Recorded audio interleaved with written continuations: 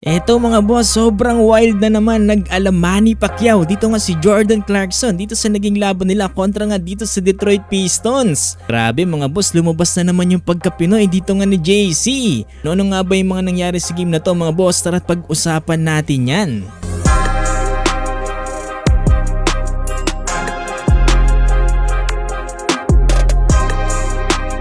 Eto mga boss, papatapos na lang ang taon. Etong kababayan natin na si Jordan Clarkson ay mukhang nasangkot pa dito nga sa gulo dito sa naging laban nila kontra nga dito sa Detroit Pistons. Eto kasi mga boss no, with last 2 minutes dito nga sa 4th quarter.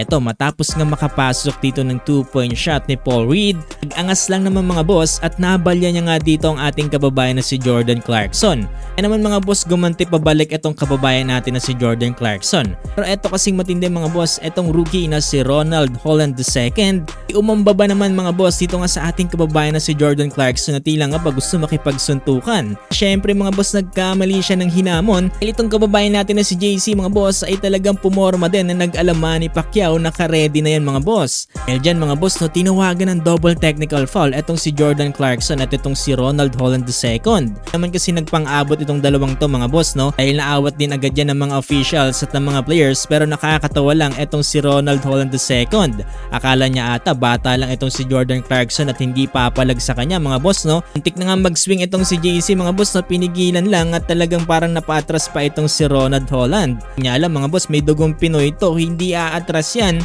Tawa-tawa pa itong rookie mga boss, akala mo may napatunayan na. Ito na kagad umasta mga boss sa mga players. Maalala ninyo mga boss ay may nangyari ng ganitong similar scenario dito nga sa ating kababayan na si JC.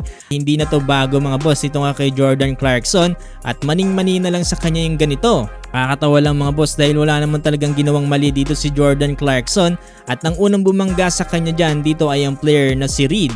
Ito nga rin pala sa game na to mga boss ay na-eject ang ating kababayan na si Jordan Clarkson. Hindi ng rookie na unang pumorma na si Ronald. Pero okay lang yan mga boss, bawi na lang next game. Ang mahalaga mga boss, nakaamba itong si JC. Nag-alam Manny Pacquiao na naman mga boss for sure. Trending na naman to sa social media accounts. Nilabas si Jordan Clarkson mga boss ay nakapagtala pa lamang siya dito ng 3 points. Mga boss, itong gusto ko kay Jordan Clarkson no, talagang ayaw niya patalo. Wala naman talaga siyang ginawang mali dito no, talagang gumanti lang siya pabalik dito sa ginawa ni Reed. Kakapagtaka lang talaga dito sa rookie no, bigla-bigla na lang sumusugod. Akala mo talaga may ibubuga na. Mas maganda nito mga boss ay hindi na nagpang-abot itong dalawang to at hindi na nauwi pa sa mas malalang pangyayari dahil baka masuspend pa itong si Jordan Clarkson at hindi lang ma-eject dito nga ng game. So yung ginagawa ko tong video na to mga boss ay lamang na dito ang Utah Jazz at mukhang mananalo na nga sila dito sa naging laban na to. Ayang mga boss, matatapos na lang yung taon ay napaaway pa itong ating kababayan.